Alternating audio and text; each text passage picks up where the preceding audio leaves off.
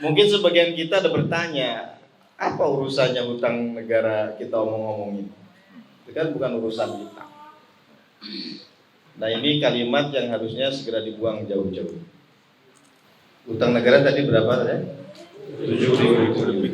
Tadi pagi saya membahas hutang negara juga, hadir sebuah forum majelis Bubus. Itu baru hutang pusat katanya. Ya, hutang pemerintah pusat, belum ditambah hutang Pemda, BUMN dan swasta kayak Waskita. Di total itu kurang lebih 13.000 triliun. Ini bukan 7.000. Ya. Berapa, Tat? 11.000. 13.000 triliun.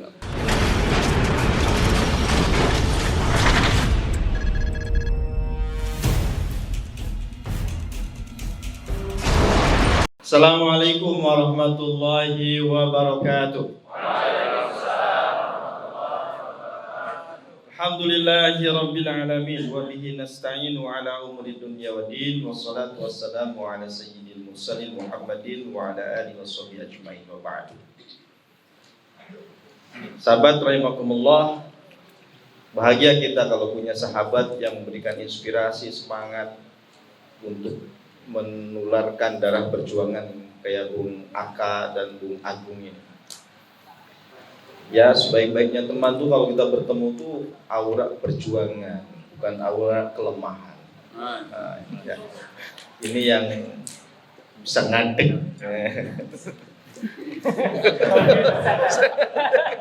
Bagian mana yang tegak ini?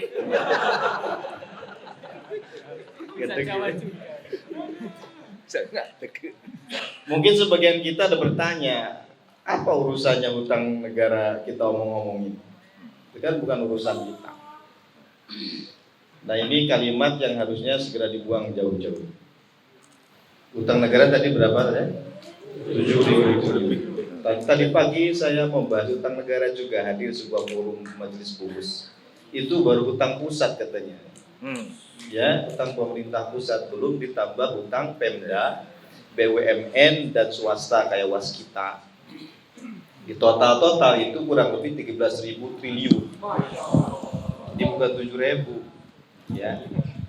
Berapa, Tat? 11.000. 13.000 triliun. Sekian. Kayak gimana duitnya ya? Ya, gitu. Nah, itu utang itu bunganya yang kalau tadi disebutkan 7.000 triliun itu bayar bunganya ada 400.000 triliun. 400 triliun. Kalau 13.000 itu 800 triliun, itu bunganya saja. Jadi kalau dibayar bunganya saja, pokoknya itu nggak berubah, tetap segitu. Nah, kemudian tadi menarik, dari mana bayarnya? Ya, pendapatan utama bayarnya mengandalkan pajak. Nah, pajak itu siapa yang harus bayar? Rakyatnya. Bayar pajaknya setahun sekali apa tiap hari? Tiap hari. Bukan setahun sekali, tiap hari. Ya, kita beli Indomie tadi sudah ada PPN. Pajak pertambahan nilai. Tiap hari beli semua produk yang kita beli sudah ada PPN-nya. Yang harus bayar adalah pabrik produk yang kita beli, tapi kita nyumbang pajaknya agar dia bayar. Artinya utang 7.000 itu urusan kita, bukan urusan negara aja, urusan kita. Jadi jangan boleh kita bicara kalau di masjid ngapain ngomong-ngomong begini, bukan ngaji. Ya, masjid itu tempat yang suci, tempat untuk sujud. Wah, gitu. Nah, itu orang soleh yang sekuler. Soleh kok sekuler. Kata-kata baru. Orang soleh yang sekuler. Orang soleh yang sekuler itu. Jadi yang hadir malam ini tidak boleh punya pemikiran begitu, ya. Itu. Jadi apa yang kita bahas itu bagian daripada ihtimam kita kepada persoalan umat. Kemudian kalau tadi berbicara politik luar negeri, itu juga sunnah, jangan bid'ah. Ya, coba ini sering diulang-ulang. Asbabun nuzul surah Ar-Rum 1-5, Alif Lam Mim, Ghulibat Rum, ya, sampai akhir. Itu turunnya di Mekah saat Rasul masih sedikit orang berdakwah, Ya, Romawi itu jauh dari Mekah. Persia itu, Irak-Iran itu jauh dari Mekah. Tapi para sahabat sudah diajarkan oleh Allah melalui Rasul untuk berbicara konstelasi politik internasional. Pada saat itu belum ada Zoom, belum ada WA, belum ada YouTube, belum ada Google. Ya, apa yang terjadi di sana mungkin hanya didapat beritanya dari para pelancong, para pedagang yang ke sana. Ya, apa hubungannya perang Ukraina dengan Indomie naik di sini? Ternyata ada hubungannya. Ya, karena pencinta Indomie harus membahas politik Ukraina dan Rusia. Nah, itu orang-orang Indofood harus mau ngomong politik itu. Ya, itu. Jadi hari ini tidak ada satu negara yang lepas dari hubungan internasional, ya. Oleh karena itu, menceburkan diri dalam konstelasi politik internasional hukumnya adalah wajib. Jamalah yatimul wajibu ila bihi, bahwa wajib. Dakwahnya sing wajib, memantau konstelasinya adalah penyempurnanya. Kita tidak akan berbicara politik dengan benar tanpa memantau peristiwa itu. Dan yang akan kita perjuangkan adalah khilafah negara yang global. Ya, bukan nation state. Nah, itu oleh karena itu ini mukadimahnya. Sehingga tidak ada lagi bicaranya bukan urusan kita utang luar negeri ya. Sing penting gak apa-apa hutangnya gede, sing penting kita bisa mangan. Nah, itu bukan pembicaraan orang Islam hari ini. Kemudian berikutnya tadi sudah disampaikan oleh Bung Aka tentang sumber-sumber krisis atau pemicu-pemicu krisis dalam sistem kapitalisme. Memang semua krisis yang terjadi hari ini dampak langsung dari penerapan kapitalisme. Dan tadi ada mata uang yang tidak di backup dengan emas, kemudian ada riba, ada penjualan saham di bursa saham, ada PT-PT yang menjual saham. Ya, ini dampak langsung dari ekonomi kapitalisme. Nah, kalau kita berbicara sistem khilafah, yang begini otomatis tidak ada dalam sistem khilafah. Makanya dalam sistem khilafah, kalau terjadi krisis, bukan krisis sistemik. Bukan krisis sistemik. Paling krisisnya emergensi saja. Misalnya ada bencana alam. Ya, itu bukan seperti dalam sistem ekonomi siklus krisis itu ada tahunan dan pasti terjadi krisis. Ya, karena dampak langsung dari penerapan sistem. Nah, kalau dalam sistem Islam itu semua akan langsung otomatis tidak ada karena sudah diamputasi sejak awal. Mata uang sudah emas, riba sudah haram. Begitu, sudah hilang sudah. Ya, secara sistem sudah tidak ada itu. Nah, sahabat rahimakumullah, berbicara peradaban Islam sangat mudah kita telusuri hari ini. Para penulis sejarawan, baik yang muslim asal dia jujur dengan keislamannya, ataupun penulis barat seperti Will Durant yang dia mengungkap fakta tentang keagungan ajaran Islam di masa lalu, kita akan mudah bagaimana mereka mengakui keberhasilan kegemilangan peradaban Islam. Misalnya dalam aspek literasi, ya, literasi itu dibuktikan dengan jumlah buku yang ribuan bahkan jutaan di setiap perpustakaan di Cordoba, di Irak. Jadi sangat pintar umat Islam itu, ya, pintar-pintar sejak datangnya Islam. Buku-buku para ulama di mana-mana dulu waktu penghancuran mana itu Mongol yang dibuang di Irak itu, ya, itu. Bahkan Eropa mencicipi kemajuan mereka itu terinspirasi oleh para ilmuwan Muslim. Ya. Karena literasinya tinggi, muncullah juga para ilmuwan, para penemu di dunia Islam. Itu tidak bisa dinafikan. Ya, tidak bisa dinafikan. Bahkan kita juga tahu dalam sejarah banyak kemudian penguasa Eropa yang saat mereka terjadi perseteruan di antara mereka meminta tolong kepada para khalifah Islam. Yang suka dinafikan itu apa? Kegemilangan itu terjadi pada sistem apa? Di dalam sistem apa? Itu yang tidak mau diakui. Betul?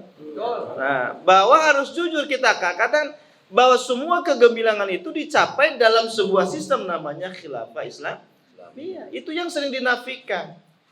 Banyak orang Islam, intelektual muslim yang profesor, ahli sejarah berbicara tentang kegemilangan Islam, tetapi tidak mau mengakui sistem Islam. Bahwa itu bukan terjadi dalam sistem demokrasi. Itu yang tidak mau diakui oleh karena kita harus tunjukkan bahwa semua kegemilangan yang dicapai itu ada dalam sistem Islam, sistem khilafah. Nah, sehingga semua kegemilangan itu akan terjadi kembali jika kita memiliki khilafah kembali. Sahabat rahimakumullah. Kemudian berikutnya, persoalan di dalam Islam itu disebutkan di dalam Al-Quran. Bukan persoalan. Allah Subhanahu wa ta'ala menjelaskan begini, wa ma min dabatin fil ardi illa 'alallahi rizquha. Tidak ada binatang yang melata di muka bumi ini kecuali Allah sudah memberikan rizkinya. Wa ya'lamu mustaqarraha. Mustaqarrah itu tempat tinggalnya. Allah sampai tahu tempat tinggalnya semut itu di mana, makanannya apa. Wa mustaudaha, tempat tinggalnya, gudangnya, makanannya disimpan di mana. Allah tahu. Jadi menurut akidah Islam, Allah sudah memberikan rizki yang kecukupan buat manusia itu. Jadi harusnya tidak ada manusia yang tidak makan rizki itu. Ya, karena Allah sudah siapkan batu baranya, emasnya, ikannya, hutannya, semuanya Allah sudah siapkan semuanya untuk makhluknya. Makanya yang jadi persoalan itu kemudian di dalam Islam bukan ketersediaan tapi distribusi. Nah, ini nih, bukan tidak ada jeruk, tapi yang sana tidak dapat jeruk. Jadi persoalannya bukan gak ada jeruk, distribusi ini tidak terdistribusi. Ke antum juga. Mau kesini kan gak jadi. Gitu. Ya, jadi persoalannya bukan tidak ada jeruk. Dan itu harus ada intervensi biar terdistribusi. Intervensi. Gitu. Pindah tadi ya. Pindah ya. Dari tadi bisa keijen gini-ginian terus jeruk. Jadi itulah persoalan distribusi, bukan ketersediaan. Ya, dalam sistem kapitalis distribusi tidak dianggap sebagai persoalan. Mereka bagaimana mendapatkan gitu ya. Nah, dalam Islam itu distribusi itulah yang diatur oleh Islam. Ya, itulah dalam sistem khilafah pendistribusian itu. Nah, sistem ekonomi Islam itu bertumpu pada 4 faktor ekonomi yang penting. Apa? Pertanian. Islam membahas tentang pertanian, tentang bagaimana ihyaul mawad, tanah yang dihidupkan. Ya. Kemudian Islam berbicara apa? Industri. Ya. Kemudian Islam berbicara apalagi perdagangan dengan segenap hukum yang lengkap. Dan itu bisa dilakukan oleh setiap warga negara. Berdagang silakan jadi milik pribadi, tadi tanah, bertani. Ya. Tadi sebutkan juga yang kedua apa? Sistem ekonomi Islam bertumpu kepada pengaturan pengelolaan sumber daya alam untuk pemilikan umum. Yang tadi itu Allah sudah berikan batu bara, emas, tambang, nikel, itu milik bersama. Negara hanya amanahnya untuk mewakili mengelola, bukan untuk menjual dan menyerahkan kepada yang lain.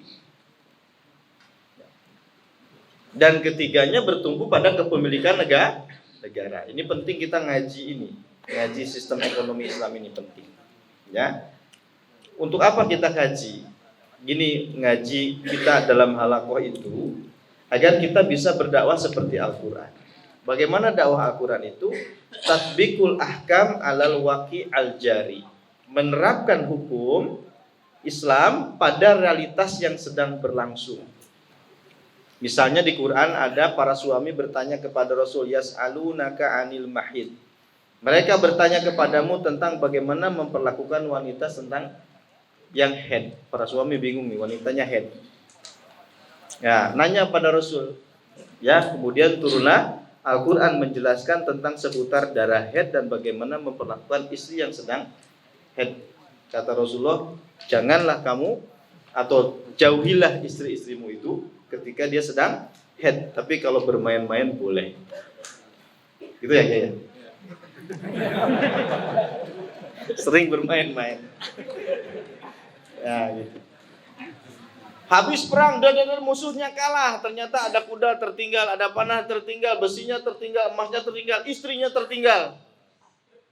Ini gimana ini nih? Rampasan perang. Ada kasus ini.